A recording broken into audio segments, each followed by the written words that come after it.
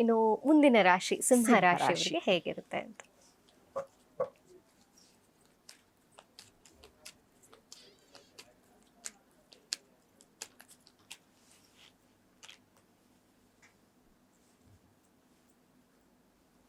So ಮೊದಲನೇ card ಆರೋಗ್ಯದ card, ಎರಡನೇ ಕಾರ್ಡು ಹಣಕಾಸಿನ ಕಾರ್ಡ್, ಮೂರನೇ ಕಾರ್ಡ್ ರಿಲೇಶನ್ಶಿಪ್ ಫ್ಯಾಮಿಲಿ, ನಾಲ್ಕನೇ ಕಾರ್ಡ್ ನಮ್ಮ ಜಾಬ್ ಕೆರಿಯರ್.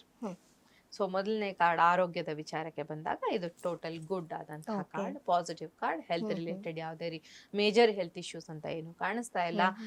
ಈ ಟೈಮಲ್ಲಿ ನಿಮಗೆ ನೀವು ಮಾಡುವಂತಹ ಕೆಲಸಕ್ಕೆ ನಿಮ್ಮ ಆರೋಗ್ಯ ಸಪೋರ್ಟಿವ್ ಆಗಿ ಇರುತ್ತೆ. ಇನ್ನು ಹಣಕಾಸಿನ ವಿಚಾರಕ್ಕೆ ಬಂದಾಗ 4 ಆಫ್ ವಾಂಡ್ಸ್, ಇದು ಕೂಡ ಟೋಟಲ್ ಪಾಸಿಟಿವ್ ಆದಂತಹ ಕಾರ್ಡು.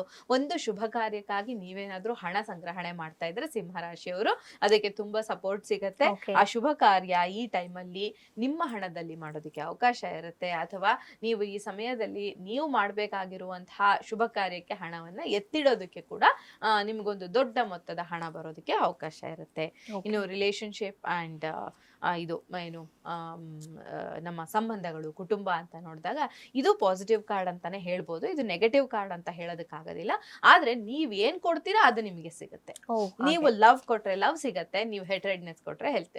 ನೀವ್ ಏನ್ ತಗೊಳ್ತೀರಾ ಅದನ್ನೇ ನಿಮಗೆ ಸಿಗ್ತಾ ಇದೆ, ನೀವೇನ್ ಕೊಡ್ತೀರಾ ಅದು ನಿಮಗೆ ಸಿಗತ್ತೆ. ಹಾಗಾಗಿ ನೀವು ನಿಮ್ಮ ಕುಟುಂಬದಲ್ಲಿ ನಿಮ್ಮ ಇಷ್ಟಪಟ್ಟವರಿಗೆ ನಿಮ್ಮ ಪ್ರೀತಿಯನ್ನ ಹಂಚಿದಾಗ ಅಲ್ಲಿಂದ ಕೂಡ ಸೇಮ್ ಅದೇ ರಿಯಾಕ್ಷನ್ಸ್ ಬರುತ್ತೆ.